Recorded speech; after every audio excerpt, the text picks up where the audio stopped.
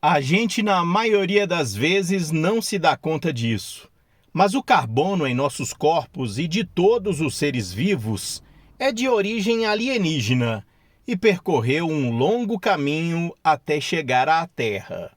A vida no planeta não poderia existir sem este elemento atômico, mas o próprio carbono não poderia existir sem estrelas.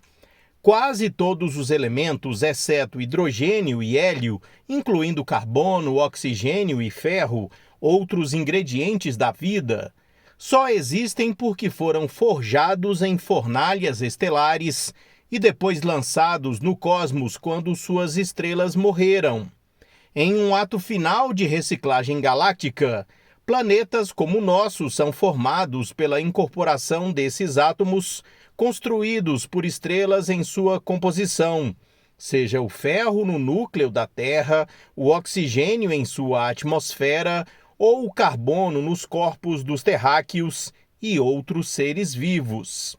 Agora, uma equipe de cientistas dos Estados Unidos e Canadá confirmou recentemente que o carbono e outros átomos formados por estrelas não ficam à deriva pelo espaço até serem recrutados para novos usos.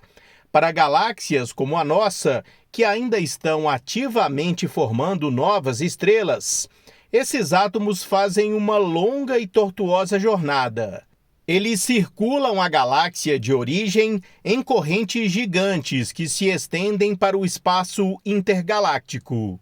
Essas correntes, conhecidas como meio circungaláctico, assemelham-se a gigantescas correntes transportadoras, que empurram o material para fora e o puxam de volta para o interior galáctico, onde a gravidade e outras forças podem reunir essas matérias-primas em planetas, luas, asteroides, cometas e até mesmo novas estrelas.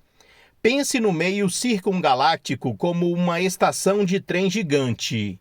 Ele está constantemente empurrando o material para fora e puxando-o de volta, disse a membro da equipe Samantha Garza, da Universidade de Washington. Os elementos pesados que as estrelas produzem são empurrados para fora de sua galáxia hospedeira e para o meio circungaláctico por meio de suas mortes explosivas de supernovas, onde podem eventualmente ser puxados de volta e continuar o ciclo de formação de estrelas e planetas. Garza é autora principal de um artigo que descreve essas descobertas e foi publicado no The Astrophysical Journal Letters. As implicações para a evolução das galáxias e para a natureza do reservatório de carbono disponível para as galáxias formarem novas estrelas são empolgantes, disse a coautora Jessica Werk, professora da Universidade de Washington e presidente do Departamento de Astronomia. O mesmo carbono em nossos corpos provavelmente passou por uma quantidade significativa de tempo fora da galáxia. Em 2011, uma equipe de cientistas confirmou pela primeira vez a teoria de longa data de que galáxias formadoras de estrelas como a nossa são cercadas por um meio circungaláctico e que essa grande nuvem circulante de material inclui gases quentes enriquecidos em oxigênio. Garza, Werk e seus colegas descobriram que o meio circungaláctico de galáxias formadoras de estrelas também circula material de temperatura mais baixa, como o carbono. Agora podemos confirmar que o meio circungaláctico atua como um reservatório gigante para carbono e oxigênio, disse Garza. E, pelo menos em galáxias formadoras de estrelas, sugerimos que esse material então cai de volta na galáxia para continuar o processo de reciclagem.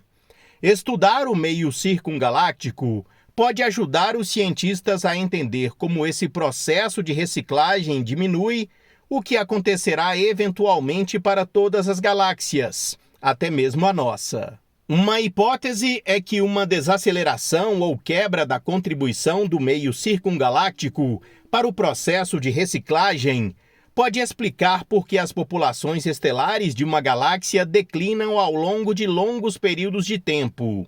Se você conseguir manter o ciclo empurrando o material para fora e puxando-o de volta, então, teoricamente, você terá combustível suficiente para manter a formação de estrelas, disse Garza. O carbono em nossos corpos provavelmente deixou a galáxia e retornou pela esteira transportadora cósmica. Para este estudo, pesquisadores usaram o espectrógrafo no telescópio espacial Hubble. O instrumento mediu como a luz de 9 quásares distantes, fontes ultrabrilhantes de luz no cosmos, é afetada pelo meio circungaláctico de 11 galáxias formadoras de estrelas. As leituras do Hubble indicaram que parte da luz dos quásares estava sendo absorvida por um componente específico no meio circungaláctico, carbono e muito dele. Em alguns casos, eles detectaram carbono se estendendo por quase 400 mil anos-luz, ou 4 vezes o diâmetro da nossa própria galáxia, no espaço intergaláctico. Pesquisas futuras são necessárias para quantificar a extensão total dos outros elementos que compõem o meio circungaláctico e para comparar ainda mais como suas composições diferem entre galáxias que ainda estão produzindo grandes quantidades de estrelas e galáxias que cessaram amplamente a formação de estrelas.